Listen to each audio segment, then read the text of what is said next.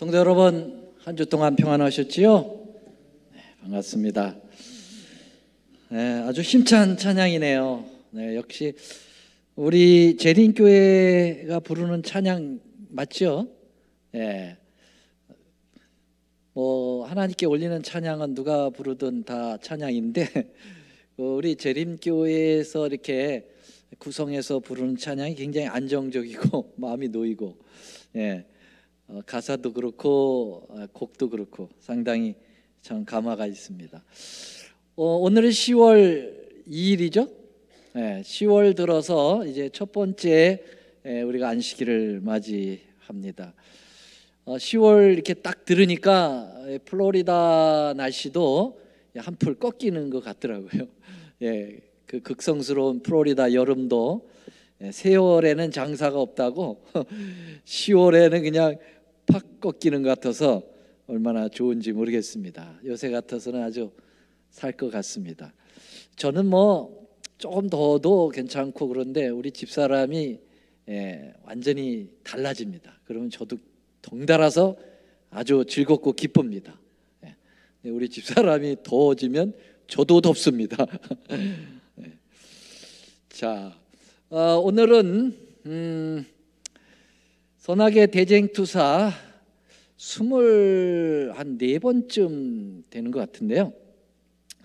오늘 말씀의 제목은 광야 반석에서 나타난 선악의 대쟁투라는 제목으로 말씀을 드리겠습니다. 오늘 본문의 말씀을 함께 좀 읽겠습니다. 출애굽기 17장 6절입니다. 시작. 내가 거기서 호렙산 반석 위에 너를 대하여 서리니 너는 반석을 치라. 그곳에서 물이 나리니 백성이 마시리라. 모세가 이스라엘 장로들의 목전에서 그대로 행하니라. 그랬습니다.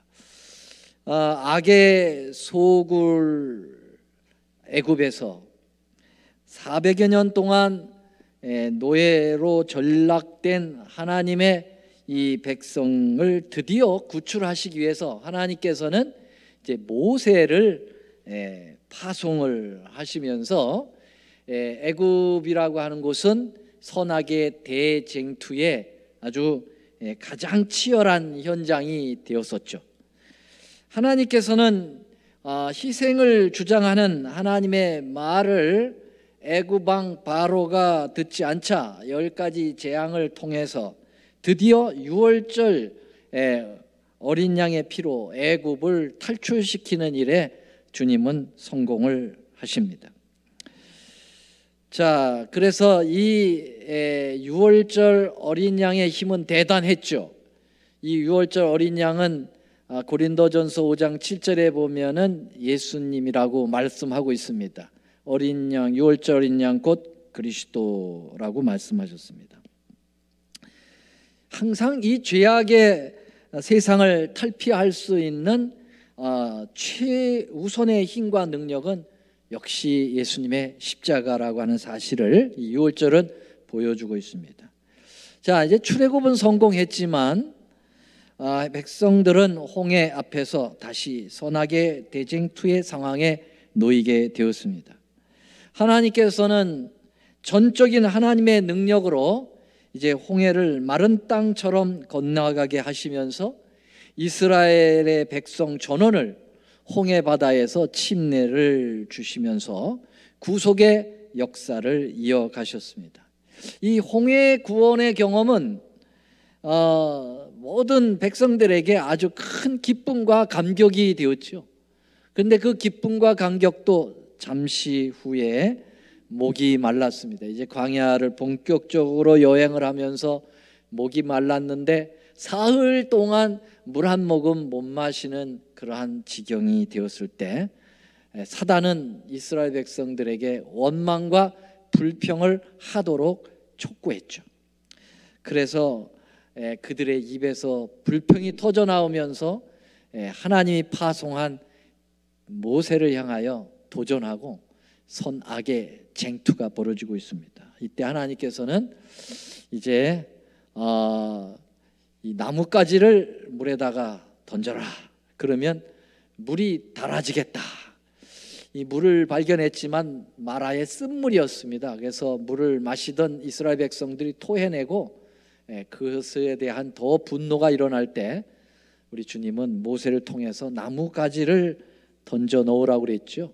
이 나뭇가지는 에레미야서에 보니까 역시 예수님을 나타내는 모습이 정확하게 나타납니다. 다윗에게 한 의로운 가지가 나게 하리니 그가 이 땅에 공평과 정의를 시행하겠다. 그 다윗의 후손을 통해서 오시는 의로운 가지, 바로 나무에 달리신 예수님께서 구원을 이루어 주신다고 해서 우리의 인생에 쓰고 쓴 우리의 이 입에 단물을 넣어 주시는 주님의 모습을 우리는 보게 되었죠. 자, 그러나 물이 해결되었지만은 또다시 뭐가 문제가 발생했습니까? 먹을 것이 이제 문제로 발생되었습니다. 그 애굽에서 가져왔던 음식을 이제 다 먹고 광야에서 농사도 질 수도 없고 농사를 진들 계속 옮겨 다녀야 되는 유랑민으로서 음식을 구할 도리가 없었죠. 그래서 그들은 또 마귀의 속삭임에 의해서 또 불평하기 시작을 하면서 선악의 대쟁투가 또 광야에서 치열하게 벌어질 때 우리 주님께서 하늘로부터 뭘 내리셨습니까? 만나를 내리셔서 먹이셨습니다. 40년 동안 주님이 먹는 것 책임지셨습니다. 옷 헤어지지 않게 하셨습니다. 신발 닳지 않게 하셨습니다. 신발 한 켤레로 40년을 견디게 하셨어요. 그들이 가지고 나온 옷으로 가지고 40년 동안 버티도록 하셨습니다. 우리 주님께서 의식주를 책임진다고 하는 사실을 우리에게 보여주신 것이 이 만나 사건이었습니다. 이 만나 사건을 통해서 주님은 또 우리에게 무엇을 말씀하셨다고요? 이 생명의 떡으로 오신 예수님을 당신이 표현하셨습니다. 그래서 우리는 예수님을 먹어야 사는 거죠. 예수님의 입으로부터 나오는 말씀을 먹어야 산다라고 하는 것이 만나의 이적을 통해서 우리에게 보여주신 것이고, 또 하나는 광야 그 애굽 400여 년 동안 종살이하면서 다 잃어버렸던 율법과 계명, 예배, 이것을 회복하는 역사로서 이 만나를 주님께서 사용하셨다. 이 만나를 한 호멜씩 매일 거두어 먹게 했지만 두 호멜을 거두오면 한 호멜은 여전히 썩게 되었죠. 그러나 금요일 날, 여섯째 날, 오늘이죠. 오늘 같은 날 두 호멜을 거두어와도 썩지 않았다. 그것은 내일 안식일에 거두러 가지 않아도 될 수 있도록 하는 이적을 베풀어 주셨지요. 이것을 통해서 이스라엘 백성들이 잃어버렸던 안식일을 회복하시게 하시는 주님의 모습이에요. 그래서 이 하늘에서 내리는 만나 역시 생명의 떡으로 요한복음 6장 31절에 말씀하셨습니다. 우리의 조상들은 광야에서 만나를 먹었다 그러면서 이 만나 얘기했을 때 예수님께서 그 떡은 또 먹어도 또 배고팠지만 이제 만나로 내려온 나는 나를 먹으면 다시는 배고프지 않을 것이다 라고 영의 떡이신 예수님 자신을 표현하셨습니다. 여러분, 그러면은 이제까지 적어도 유월절 사건, 홍해 사건, 마라 사건, 만나 사건, 이 네 가지 사건에 어려움이 오고 대쟁투가 일어났을 때 해결은 무엇으로 해결이 됐습니까? 모두 다 예수님으로 해결이 되었습니다. 선악의 대쟁투의 해결사는 누구십니까, 여러분? 해결사는 누구십니까? 예수님이십니다. 유월절 때 그 장자 재앙의 어려움이 있을 때 어린 양 예수님이 해결해 주셨어요. 맞습니까? 홍해에 그 물과 성령의 거듭남을 선언하신 예수님의 구원의 섭리로 그것을 승리하게 하셨고 구원의 도리까지 깨닫게 하셨고 그들이 침례를 받아 정말 하나님의 남은 자손으로서의 역할을 감당하게 하신 분이 예수님이셨습니다. 마라의 쓴물에서 우리가 보셨다시피 가지가 되시는 바로 예수님으로 해결이 됐고요. 만나 배고팠을 때 주님이 하늘로부터 생명의 떡으로 오시는 예수님으로 해결이 되었습니다. 그래서 오늘날에도 선악의 대쟁투는 계속되고 있고, 어쩌면 이제 예수님의 재림을 목전에 두고 있는 이때에는 더 치열한 현장에 있게 될 텐데요. 여러분, 이럴 때도 해결은 누가 하십니까? 예수님이 해결을 하실 수 있도록 여러분 끊임없이 누굴 보셔야 합니까? 우리 예수님을 여러분들이 계속 우리의 눈에서 떨어뜨리면 안 되겠고요. 우리의 손에서 예수님을 놓쳐서는 안 되겠습니다. 여러분, 더더욱 최근과 같이 이런 어려울 때는 여러분 다른 것 보기보다는 예수님을 꼭 붙드시게 되기를 간절히 소망합니다. 자, 그러면 이제 이스라엘 백성들이 문제만 발생하면 모세를 바라보면서 원망을 해댔습니다. 문제가 발생되면은 모세를 볼 것이 아니라 어디를 봐야 된다고요? 예수님을 봐야 되고 하늘을 봐야 보고 하나님께 부르짖어야 되는데, 이스라엘 백성들은 문제만 터졌다면은 하늘은 안 쳐다보고 모세를 쳐다보고 모세에게 원망하고 불평하면서 일을 해결하려고 했다고 하는 사실입니다. 여러분, 그것은 참으로 시도 자체가 잘못된 것이죠. 하늘을 먼저 볼 줄 알아야 되는 건데 말이죠. 그래서 이스라엘 백성들이 보면은 이번에 이제 다시 만나의 사건을 맞이하고 난 다음에 또 물이 없어졌어요. 또 물이 없습니다. 이제 마라에서 떠나왔기 때문에 물이 없어요. 또 목이 마르죠. 그때 다시 모세와 다투어 가로되 우리에게 물을 주어 마시게 하라 그랬습니다. 그래서 원망은 항상 그들의 전공 과목이 됐다고 그랬습니다. 홍해 앞에서도 마찬가지죠. 홍해에서도 당신을 우리를 이끌어내어 이 광야에서 죽게 하느냐, 여기 당신은 바로 모세입니다. 그 다음에 여러분 여기 그 출애굽기 15장 24절에는 마라의 그 쓴물 앞에서도 백성이 모세에 대하여 원망을 했고, 이스라엘 회중이 그 광야에서 만나가 없다고 배가 고프다고 모세와 아론을 원망했습니다. 그래서 원망하는 대상은 항상 모세와 아론, 인간 지도자를 원망을 했습니다. 중요한 것은 우리의 시선은 인간에게 두지 말고 우리의 하늘에 계신 예수님을 항상 우리의 목전에 두고 그렇게 주님께 부르짖어야 되겠다, 그렇게 생각을 합니다. 자, 모세는 달랐습니다. 모세는 백성들로부터 원망이 딱 오면 모세를 대항해서 같이 싸우지 않았다는 사실이죠. 모세는 백성들에게 딱 공격이 오면 눈을 백성들에게서 떼어가지고 하늘을 쳐다보면서 하나님께 언제든지 부르짖었어요. 모세는 이스라엘 백성들과 같이 맞서서 싸우는 일을 거의 하지 않았습니다. 왜 나보러 그래? 그렇게 하고 말이죠.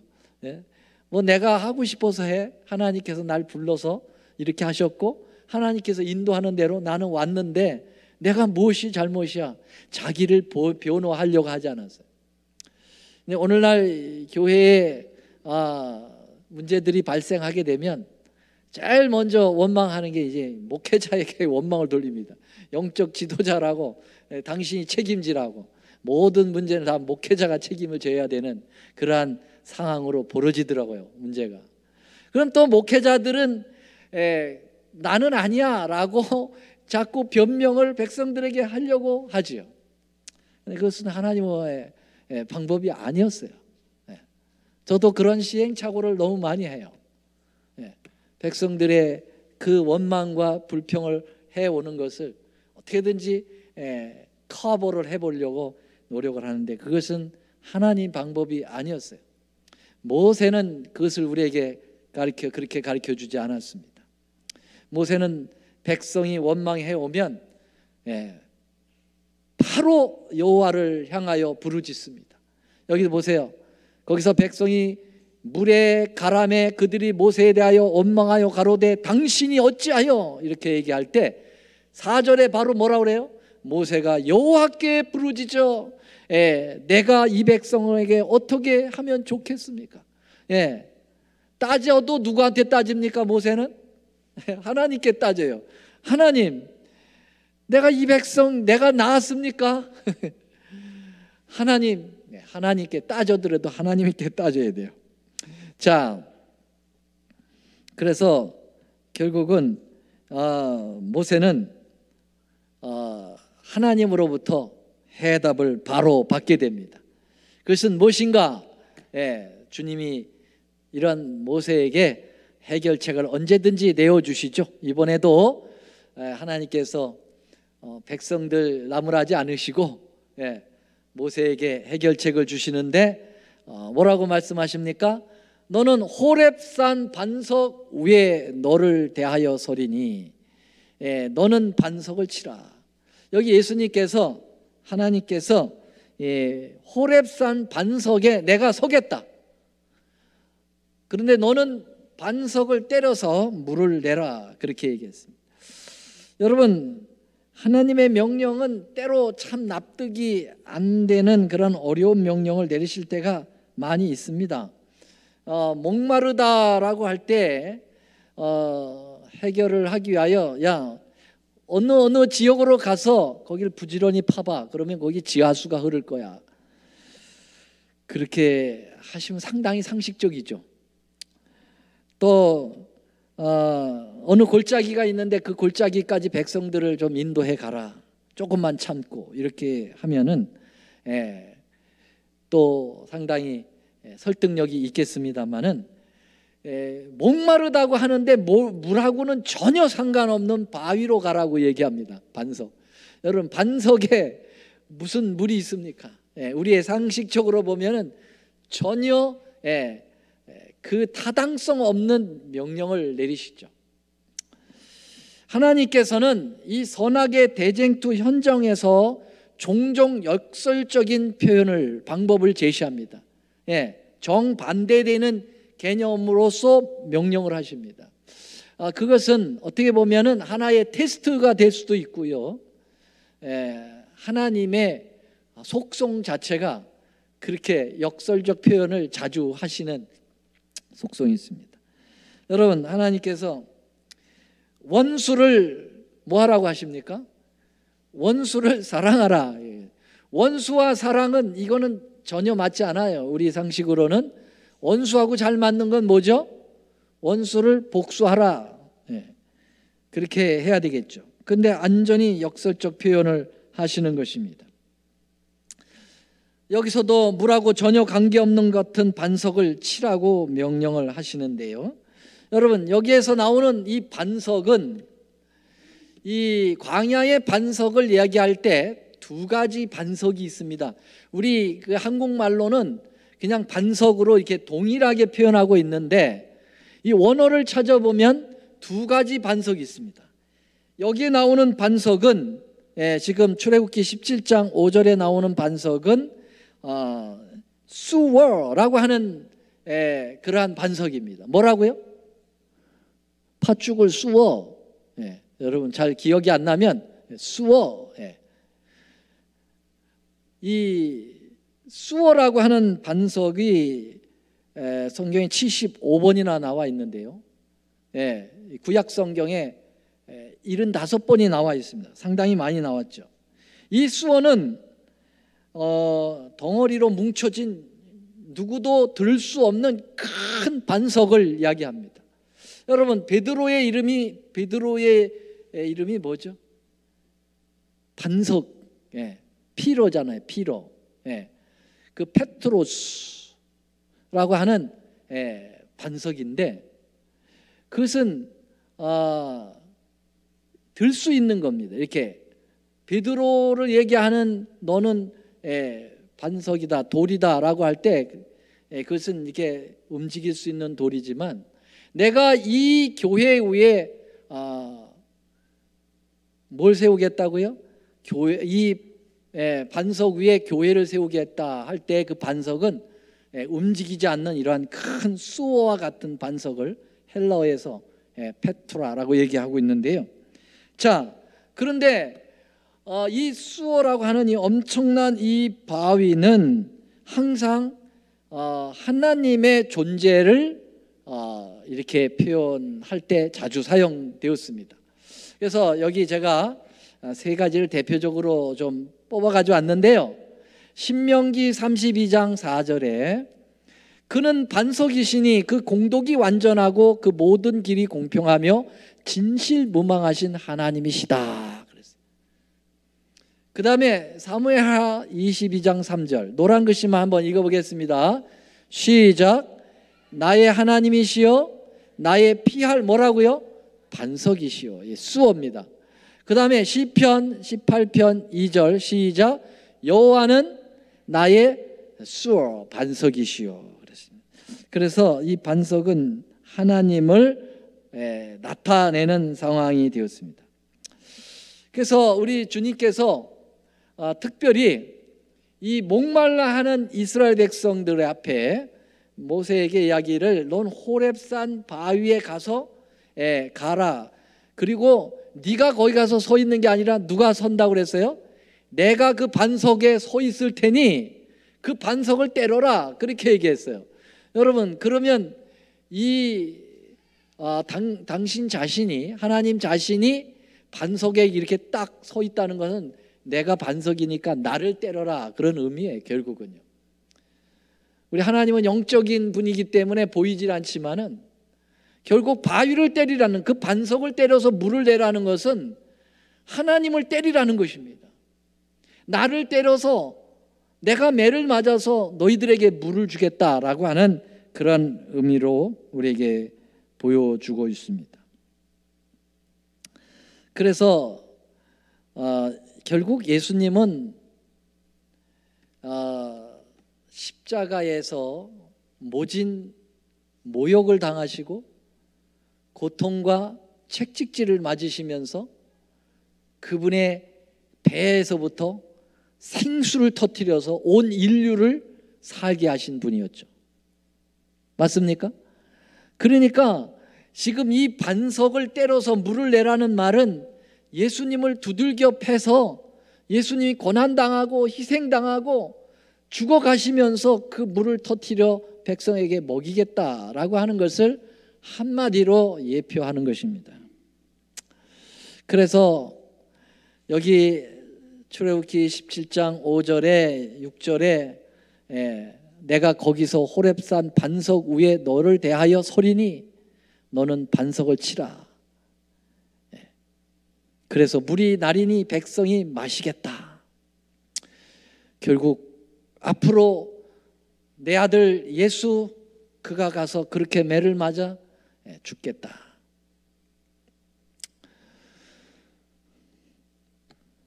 우리는 이 반석으로부터 나오는 물을 마셔야 영원히 살 수가 있습니다.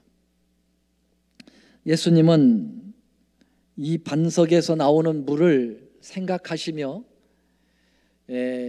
초막절 절기 때 많은 백성들에게 그분은 말씀하셨습니다. 그리고 사도 바울은 이 반석에서 이제 물이 나왔는데 그 반석은 예수님이다 라고 아주 직접적으로 표현하고 있습니다. 고린도전서 10장 4절 말씀만 한번 읽어보겠습니다. 다 같이 읽어보겠습니다. 다 같은 시작. 다 같은 신령한 음료를 마셨으니 이는 저희를 따르는 신령한 반석으로부터 마셨음에 그 반석은 곧 그리스도시라. 분명하죠? 네. 그 구약의 이스라엘 백성들이 마셨던 그 물은, 때려서 마셨던 그 물은 예수님을 상징하여서 나온 생명수라고 하는 사실을 이야기하고 있습니다. 그래서 요한복음 7장 37절 38절에 명절 곧 끝날, 이게 초막절 끝날 곧 큰 날에 예수께서 서서 외쳐 가라사대 누구든지 목마르거든 내게서 와서 마시라. 나를 믿는 자는 성경에 이른 것 같이 그 배에서 생수의 강이 흘러나리라 하시니. 여러분, 왜 물이 배에서부터 터져 나와야 되나요? 예수님께서 십자가에 달리셨을 때 로마 군병들이 예수님의 배를 찌르니까 거기에서 피와 물이 쏟아져 나왔다고 그렇게 얘기했어요. 예수님을 때리면 머리에서 물이 나온다 그렇게 표현할 수도 있고, 이게 발에서 나온다 할 수도 있겠지만은 배에서 나온다라고 하는 표현은 정확하게 예수님의 옆구리를 찌르는 그러한 행태, 이 창으로 옆구리를 찌르는 행태가 바로 모세가 막대기로 그 반석의 옆을 때리는 그런 모습과 너무나도 동일한 부분으로 표현하고 있습니다. 정말 치열한 선악의 대쟁투에서 그것을 극복하게 하기 위하여 언제든지 예수님은 이렇게 나타나셨다고 하는 사실입니다. 반석에서 물이 나오게 하는 사건이 또 한 번 있었습니다. 한 번은 출애굽기 17장에 르비딤이라고 하는 곳에서 있었고요. 한 번은 민수기 20장에서 나오는 건데요. 무리바라고 하는 곳이 있죠. 그곳에서 또 한 번 이스라엘 백성들이 원망했습니다. 목마르다고. 그때 하나님께서 모세에게 다시 그 방법을 또 가르쳐 주십니다. 자, 20장 8절. 근데 여러분, 반석을 때려서 반석에서 물이 나온다고 하는 행태는 비슷해요. 그런데 첫 번째 사건하고 이 두 번째 사건은 분명히 차이점이 있습니다. 방법에 차이점이 있습니다. 이거를 정확하게 구별할 줄 알아야 돼요. 이 모세는 이걸 구별을 못해 가지고 실수를 저질렀는데요. 한번 보십시다. 여러분들도 한번 찾아보실까요? 어떠한 차이점이 있었을까요? 여호와께서 모세에게 일러 가라사대 지팡이를 가지고 내 형 아론과 함께 회중을 모으고 그들의 목전에서 너희는 반석에게 명하여 물을 내라 하라. 내가 그 반석으로 물을 내게 하며 회중과 그들의 짐승에게 마시게 할지니라. 여러분, 뭐가 다릅니까? 첫 번째하고 두 번째는 뭐가 다릅니까? 첫 번째로는 반석을 뭐 하라고 그랬어요? 치라고 그랬습니다. 그렇죠? 반석을 쳐서 물을 내라. 근데 여기서는 반석을 때리라고 그랬어요? 아니면 반석에게 명하여 물을 내라고 그랬어요? 치라는 말이 없어요. 때리라는 말이 없어요. 명하여 물을 내라. 근데 사실 첫 번째 출애굽기 17장에 나오는 르비딤의 그 반석을 할 때는요, 원어상으로 수어라고 되어 있고요. 여기 두 번째 이 반석은 달라요. 우리나라 말로는 반석, 똑같은 반석인데 셀레라고 되어 있습니다. 뭐라고 되어 있다고요? 셀레라고 되어 있습니다. 이것은 구약 성경에 60번 나옵니다.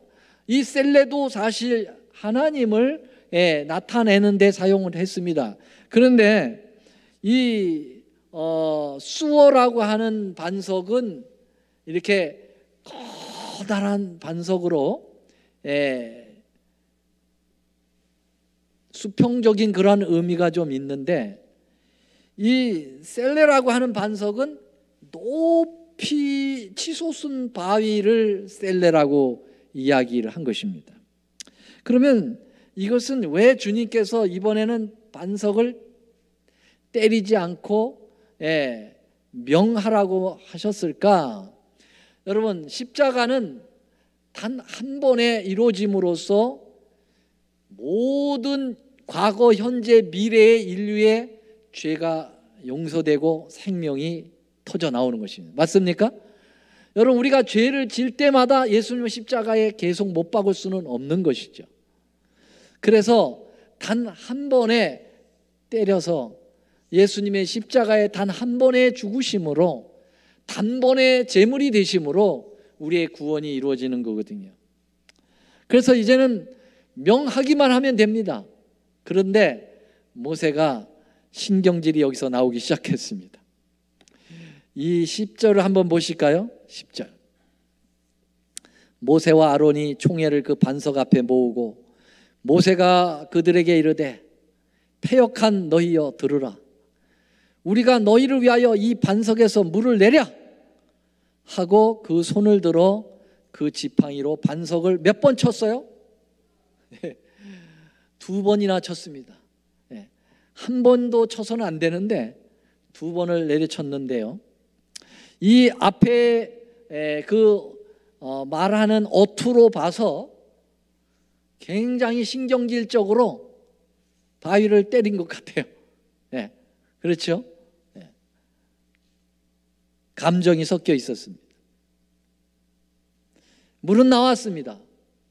그러나 바로 모세는 하나님으로부터 스톱. 이제 너는 그동안 내 역할을 잘했어. 예수님의 역할을 잘했어. 모세 그 바로에 가가지고 내 백성 보내달라고 해서 다 데리고 나오고 이제까지 여기까지 잘 해왔는데 너는 이제 결정적인 실수를 저질렀기 때문에 너는 이제 네 역할에서 끝났어. 이제 너는 이제 여호수아에게 그 인수인계를 하고 가나안에 들어가지 못한다고 하는 아주 치명적인 하나님으로부터 선언을 듣게 되는 것이죠. 그 이유는 뭐 반석 2번 쳤다고 그렇게 고생하고 여기까지 이스라엘 백성들 끌고 왔는데 그런데 그거 가지고 주님께서 너무하신 거 아니냐?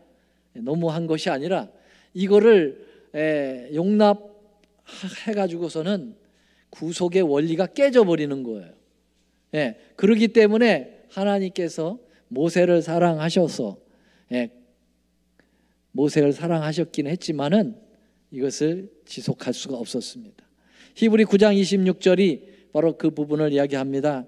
그리하면 그가 세상을 창조할 때부터 자주 고난을 받았어야 할 것이로되 이제 자기를 몇 번이요? 단번에 제사를 드려 죄 없게 하시려고 세상 끝에 나타나셨느니라. 단번에 단 한 번의 십자가로 필요했다라고 하는 사실을 표현하고 있는 것입니다. 자, 모세는 이 2번째 반석 사건에서 이 2번 치는 실수뿐만 아니라 또 다른 3번에 걸쳐서 이거와 포함해서 3번의 실수를 저질렀는데 두 번째는 무슨 실수를 저질렀느냐면 이 반석에서 우리가 물을 내랴. 그것은 반석은 물은 하나님께서 내신 것이고 전적인 예수님의 작품인데도 불구하고 마치 자기들이 이제까지 한 것처럼 모세가 자기가 한 것처럼 우리가 물을 내랴 교만을 떨었다고 하는 사실입니다. 세 번째로는 아까 말씀드린 것처럼 흥분했습니다. 그래서 백성들 앞에서 감정적인 화를 냈다. 여러분, 의분이 있고 감정의 분노가 있습니다. 우리 예수님도 의분은 하셨습니다. 그렇죠? 의로운 분노는 있으셨습니다. 이 성전을 청결하게 하실 때 상을 엎으시고 책찍을 들으시고 휘두르셨어요. 그건 의분이에요. 의로운 분노는 있으셨어요. 그러나 감정으로서 주님은 분노하시지 않았습니다. 모세가 백성들에게 의분을 일으킬 때도 있었습니다. 그러나 여기에서는 의분이 아니고 감정적 분노를 일으켰다고 하는 사실이죠. 그래서 이 3번의 이 사건에서 실수를 저지름으로써 그것도 아주 결정적인 구속의 원리를 깨트리는 실수를 저지름으로써 모세의 역할은 거기서 끝나게 된 것이죠. 자, 이제 우리는 이 반석이신 예수님 이분의 이 마지막 부분을 좀 한번 생각해 보면요, 예수님은 반석으로서 많이 성경에서 여러 번 표현이 됐는데,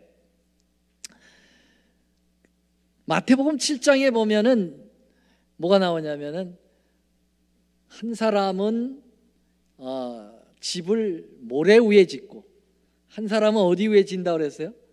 반석 위에 짓는다. 그런데 모래 위에 집과 반석 위에 집이 평안할 때는 다 똑같았지만 풍파가 일어나고 창수가 일게 되면은 모래 위에 집은 사상누각으로 완전히 무너지지만 반석 위에 집은 무너지지 않는다. 그 말은 뭐냐면 하나님의 거룩한 우리의 가지고 있는 신앙의 기초를 반석이신 예수님 위에 두라고 하는 것이죠. 인간의 사고방식과 인간의 가치관 위에 두면은 나중엔 다 무너질 것이라고 하는 것입니다. 그러나 예수님의 반석 위에 우리의 신앙의 체계를 두라고 하는 것입니다. 그래서 마태복음 16장에 베드로에게 말씀하신 것은 너는 베드로라, 내가 이 반석 위에 교회를 세우겠다라고 하신 그 반석은 베드로가 아니라 예수님 자신이었다고 하는 사실이죠. 그리고 예수님이 결정적으로 또 말씀하신 것이 이겁니다. 누가복음 20장 17, 18절인데요. 저희를 보시며 가라사대 그러면 기록된 바 건축자들의 버린 돌이 모퉁이의 머릿돌이 되었느니라 함이 어찌된 말이냐. 18절 다 같이 읽겠습니다. 시작. 무릇 이 돌 위에 떨어지는 자는 깨어지겠고 이 돌이 사람 위에 떨어지면 저를 가루로 만들어 흩으리라.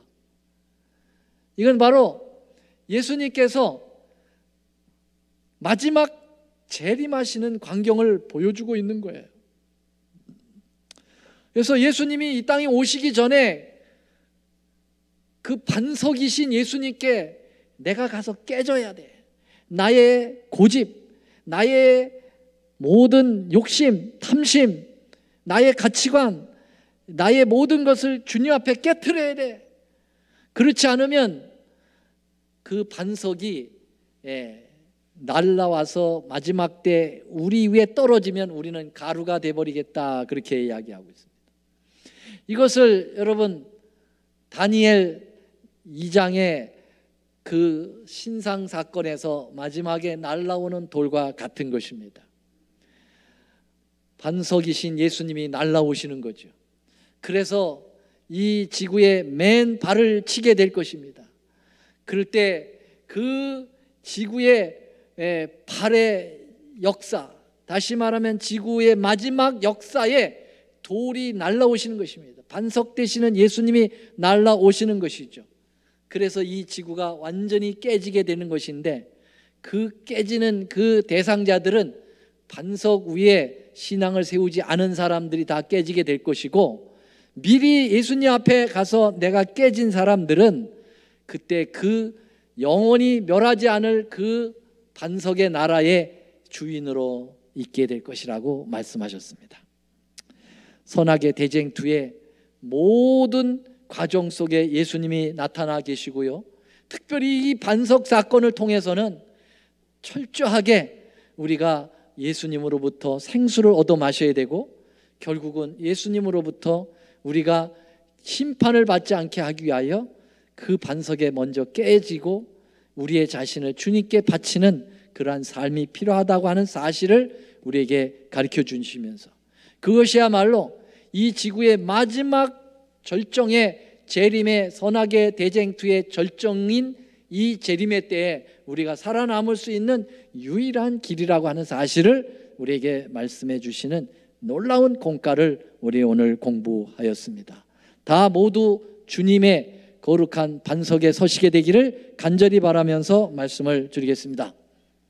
사랑의 우리 아버지, 우리에게 반석 되시는 예수님이 있게 하셔서 정말 감사합니다. 우리가 조금도 요동함이 없으신 그 반석에 우리가 먼저 우리 자신을 깨트리고 주님께서 반석이 되어 이 땅에 오실 때 우리가 가루가 되지 않도록 도와주시옵소서. 반석이 매를 맞음으로 생명수를 내신 것은 예수님의 십자가의 고상과 희생의 피라고 말씀하셨사오니 우리가 십자가를 의지하고 매 순간 승리하도록 인도하여 주시옵기를 예수님의 이름으로 간절히 기도 올리옵나이다. 아멘.